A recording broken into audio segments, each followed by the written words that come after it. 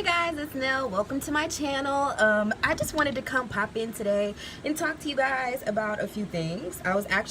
This video actually was going to be a get ready with me makeup video. And it's funny because for those of you who are subscribed to my channel, you know that I have never done a makeup video or anything like that, but I read every single comment that you guys leave, and I appreciate them so much. You guys show me so much love, and it's just really, it feels good to get that back because there's a lot that goes into creating these videos and whatnot. And one of the comments that I get a lot is, oh my goodness, your makeup is so nice, you're so pretty, I love your hair, blah blah. And my best friend watches my channel, and she was like, you should do a get ready with me. So I think that might be something that I start doing within the astrology and the tarot and stuff that I do, but let me know if that's something you guys want to see. Anyhow, so as you know, I've been gone for quite a minute. These eclipses that have been happening in Leo and Aquarius, the full moon, new moon, full moon, that whole trilogy of like fireworks, all of my fixed signs, my Scorpios, Taurus, especially Leos and Aquarius, have probably felt that undercurrent. As well as everything going on with all these planets being in retrograde. Like, it's just been a very tumultuous time for me. But it's funny because a lot of headway has been made, and I actually reached 1,000 subscribers within that time. So whoop, give it up to you guys, because y'all are the ones who made that possible. But a lot has happened, and I've spent a lot of time just trying to recalibrate and get on my find my own center. So I have been gone, but I'm back, and I thought today we could do something really fun where now that some of the smoke has cleared, Mercury has gone direct, and like I said, that those eclipses are over, and we're kind of veering away from that energy. So now I kind of just want to take a look at the sky, and I'm actually on Astro.com looking up a chart for right now. I'm going to adjust the time so that we have the most accurate time. I wanted to make this a live video too so I could talk to you guys, but I guess I went on to go activate my account, and they said that it takes 24 hours to activate it. So whatever, we'll record it. This is my first time recording on YouTube, so hopefully this video doesn't get lost in the sauce. If you see me, that means it worked. What is going on here? Why is my computer, is Mercury direct or what? Because it seems like, and I'll just say this, I don't have Mercury retrograde in my natal chart. And this may be a very unpopular opinion, but when Mercury is retrograde, things go easier for me. I don't know what that is. I remember a time when, it used to scare me like it scares everybody else. Because, I mean, it should be happening or whatever, but maybe I'm just the type of person that I have Mercury in my 12th house. So I'm kind of always troubleshooting, always trying to figure things out in my internal world, excuse me. So when Mercury is retrograde, I just have more time to figure out what the fuck is going on. I just feel like it inspires me to take things slower, to double back, to not be so in a rush for everything. I like for things to be prepared and ready in my little incubator, and then I show it to everybody. So maybe it's just something that has to do with the correlation between those two things. I feel more comfortable when Mercury is retrograde, and now that it's direct, it's like, why can't anything work? I can't go live. I can't look up my chart. Okay, so right now it is, and I'm doing this chart from where I am, so I don't know if it'll be any different, like much different. The houses might change and stuff like that, but I'm just gonna read from where I am in Michigan, if it ever loads up. So tell me, guys, how have you guys been since all these eclipses, since all this stuff? I especially, like I said, want to hear from my fixed signs how you guys have been taking these eclipses, because I wish I could have done like a turn-by-turn video series on everything. But when I tell you my life, it was like I needed literally every single hand on deck, because you guys know I do music, I make jewelry and stuff like that, which I'll do a video showcasing that whole thing. I started another business with that. I have a daughter, you know what I'm saying? I have a real life, a real job, and things like that. So it just felt like I needed to put my head down and work until I made it through to the other side. So I'm sorry if I've neglected you all. I know I missed like 3 months of tarot guidance videos, but I've been communicating with you guys. You guys have definitely kept me in your good graces, because like I said, I've gotten so many comments and emails and people just telling me, keep going, keep your head up, and how much they appreciate the work I have done. So now I feel like All right, let me get back to you guys and give y'all some good loving. So, okay, I'm just gonna read for the planets. So right now we've got, the first thing that my eye is drawn to is this, what, y'all, bear with me. Okay, here we go. The first thing my eye is drawn to is there's this Libra, or Venus in Libra, which I have a moon in Venus. I have a moon in Libra. Let me slow down. And I understand exactly like the sweetness that this placement can bring. Venus is all about just the things that we appreciate in life. It's about art and beauty and refining things so that they are not only aesthetically pleasing and beautiful, but also in harmony. It's about a harmonious sort of sense of being, sense of appreciation. People are going to be paying a lot more attention to how things are put together with this placement being here. Being cordial, being very congenial with people will get you very far when it comes to business partnerships and creating bonds, like one-on-one bonds between you and your employer, you and a mentor, you and a romantic partner, friendships, anything where there's a one-on-one relationship between people. I feel like the more you focus on the preparation, the presentation, things will be smoother for you. You can work out better deals that way. And it is a lot about, like I said, about the aesthetic and just how things are presented. That's going to get you halfway through the door. The moon is at the very last degree of Leo, 29 degrees Leo, which for some reason I know this random fact that Donald Trump's ascendant is at 29 degrees Leo. So I wonder how he's doing today. But, so Leo season's almost over. So basically I feel like that whenever something is at 29 degrees, it's sort of like the culmination of that energy. So right now, maybe that's why I'm making this video, because it's like, okay, who are you? Who do you say you are? How are you presenting yourself to people?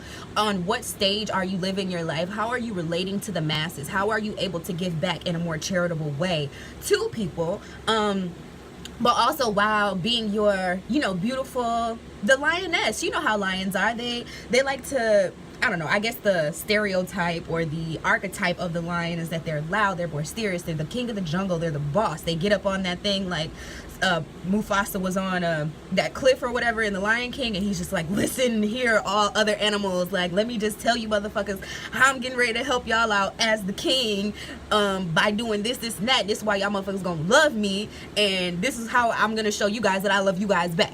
It's that type of energy, which is very exciting. But beware, because we're all going to be moving into this Virgoan energy in a minute. And so going from Leo, where it's like, all right, I feel like I'm the shit, Virgo is the one that's going to take you there and be like, okay, but in reality, here's where you could use some improvement. I love the fact that you have all this confidence. I love the fact that, you know, you understand your true value and your true worth. But Leo is sort of like, I believe it's the sixth sign in the zodiac, if I'm not mistaken. Either Leo or Virgo is the sixth one. They're right at that middle point. And so we go from sort of the childish view of things, you know, from Aries all the way up to Leo. Is kind of like, okay, it's just about you. Once you move into Virgo, it becomes about other people's view of you, or how you interact with other people, or how other people see you, how relationships can help you evolve, how that relationship to the other person, the duality in that, can help catapult you into even further heights. So where Leo thinks I'm on top of the world, Virgo's like, okay, it's cool that you have that self-esteem about yourself. That's where you have to start, but let me help you sort of mold that vision of yourself into something that maybe you couldn't even have perceived for yourself. It's sort of like that ultimate partner who's there to, you know, they say iron sharpens iron. Virgo is that. Some people get real annoyed with Virgo energy because it is sort of nitpicky and meticulous, and it pays attention to all the details. Every single Virgo sun, moon, or rising that I know in my life, and I have a lot of those. And my father is a Virgo sun. One of my best friends growing up was a full-on ass Virgo moon, and I didn't find that out until years and years later. But once I figured that out and I read her chart, I was like, this is why. This explains so much about your personality. And then Virgo risings are very attracted to me, and I have to say, if I had to choose a placement to get along with me myself, I have a Libra sun, excuse me, that's a lie. I have an Aquarius sun, a Libra moon, and a Gemini rising. But I grew up, like I said, my dad has a really strong Virgo sun, so I'm accustomed to that energy. I understand it irks me, don't get me wrong, but I like Virgo suns and I like Virgo ascendants. Those two can get annoying because, like I said, they're always so concerned with what you could be doing better. Don't get it twisted. They also look at themselves. They're not going to let you know that they look at themselves that way. They're not going to openly critique themselves. And even sometimes I don't think that they understand that they're openly critiquing others when they do that. Because it's more so like if you come to a Virgo sun or rising's house for dinner and they serve you, no, they come to your house. The Virgo sun, Virgo rising is coming to your house for dinner and you serve some chicken, right? And they think your chicken is a little underdone. They gonna say something. How long did you cook this chicken for? On what temperature did you cook this chicken? It looks a little pink. Is this how it normally looks every time you cook chicken? When you cook chicken? Is this how you wanted your chicken to look when you got done with it? They're gonna let you know. And they don't even understand that it could be wearing on another person's self-esteem, or I don't know. You know what I mean, what I'm trying to say. They have questions that need answers, okay? And they want to know the answer to all of these questions. And if you take heed to it, it can help you develop. It makes you think twice. Like the next time they come over your house, you be like, damn, I'm gonna cook this chicken for 10 minutes longer because I don't have time for them talking about my chicken pink, okay? I don't got time. But on the other hand, the Virgo moon will never even probably come to your house, and they won't invite you to their house because they'll be damned if they get put in that position where you get to critique them. That's the difference between, that's why the Virgo moon is like, I can take you or leave. If I have any Virgo moons out there, just know I love y'all, but I won't be inviting you guys to my house. And I know that I'll never get that invite back because they just do not like the critiques, but are so ready to throw them out. So I say all that to say, tangent, you know, Nell always going off on her tangents. I say all that to say that with this season coming up, just be wary because everybody's going to be feeling that Virgo sun. It doesn't just affect people with Virgo placements. Now, it does affect you more if you have a Virgo placement or if you have any sort of aspects being made to that Virgo placement. But we're all going to be a little bit more on edge during this time. We're all going to be looking at ourselves and saying, okay, how can I critique my situation? How can I shape up my situation so that it's more efficient, it's more refined, it's moving into that Libra thing where I talked about presentation. So this is the before you go back out into the world and start trying to relate to those people who you feel like are going to be major players. Leo is you understanding you're the one. You see your gifts, your talents, your strengths, how you could be of service to others and how you could be a better leader. Virgo is taking that information and saying, okay, but if I want to step into bigger shoes, if it's not just going to be about me for real, and I'm going to come into partnership with another major player or another business or some sort of major partnership, a marriage, like I said, a business, a marriage, a friendship, a partnership, a mentorship, a place of employment where I'm going to be elevating my game. I'm going to need to make this thing not just about the frivolous aspects of things. It has to actually have a system. There actually has to be order to this whole thing because Libra also represents justice. So Virgo is sort of that, the due processes that need to happen before justice can actually be served. It's not just how you think about a situation. You can't just go up to a judge's stand and be like, well, I think I should be let off the hook because I'm an amazing person. I give to charity. I give all my extra change to the Red Cross. They're going to be like, okay, but what the hell? You might be making all this other money on the side and you're not giving any of that. Or they're just going to ask you all the necessary questions to get you to the justice. You can't just come up in there on your Leo shit thinking that's going to be enough. And so Virgo energy can be a little bit muddy. It can make you have to look at things that you would rather not look at. But also getting into those processes will do nothing but help serve wherever you're going or whatever it is that you're trying to do. I'm totally rambling right now, but this is pertinent information. Let's see what else is going on in the sky right now. We've got that moon is still in Capricorn and I'm feeling it because I woke up yesterday morning too. The moon usually stays in a sign for about 2.5 days or so. So today and yesterday I woke up like, what do I need to do? Like a fucking zombie. I just got out of the bed like, all right, to-do list for today. Let me look at everything I've done for the past few weeks and see where I need to tighten up my ship. Because Capricorn is absolutely about how you take care of your business, how you structure yourself. It's another earth sign. So it's much like Virgo in that it is preoccupied and concerned with due processes, with I associate Capricorn with like paperwork, anything that has to do with establishing and stabilizing a business endeavor, or anything having to do with your finances, with your job, with your employment, with your